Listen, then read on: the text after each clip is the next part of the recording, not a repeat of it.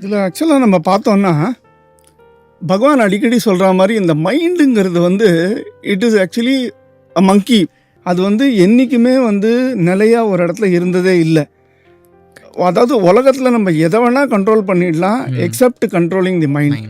அந்த மைண்டை வந்து அதாவது வாயில் சொல்கிறது ரொம்ப ஈஸி, மைண்டை கண்ட்ரோல் பண்ணணும்னு.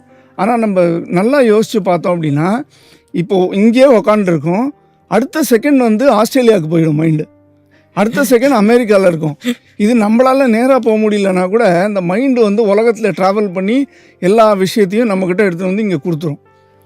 அதை வந்து சாமி இன்னும் கொஞ்சம் டீப்பாக போயிட்டு இன்னும் ஒஸ்ட் மைண்ட் எப்படி இருக்கும் அப்படின்னா, ஒரு தேள் கொட்டின மங்கி, சாமி அந்த லெவலுக்கு சொல்கிறார். மேடு மங்கினாலே இன்னும் கண்ட்ரோல் பண்ணுறது கஷ்டம், அதுக்கு தேள் கொட்டிதுன்னா அது எப்படி கூச்சுன்னு இருக்கும். அந்த மாதிரி அதாவது ஹியூமன் மைண்ட் வந்து இது எல்லாத்தையும் கூட ஃபஸ்ட்டு அப்படின்னு சாமி சொல்கிறார். அடிக்கடி இந்த சந்திரமா மனசோ ஜாத்தகன்னு சாமியோட டிஸ்கோர்ஸஸ்லாம் பார்த்தீங்கன்னா ஒரு கிட்டத்தட்ட ஆல்மோஸ்ட் எவ்ரி டிஸ்கோர்ஸில் வந்து சாமி அந்த மைண்டை பற்றி டச் பண்ணாமல் இருந்ததே கிடையாது. ஏன்னா பேசிக்காக ஒரு மனுஷனுக்கு அது கண்ட்ரோல் ஆகிடுதுன்னா ஹீ வில் ஹாவ் மொத்த சரண்டரும் பகவான்கிட்ட வர்றதுக்கான வழி அந்த மைண்டில் தான் ஆரம்பிக்கிறது.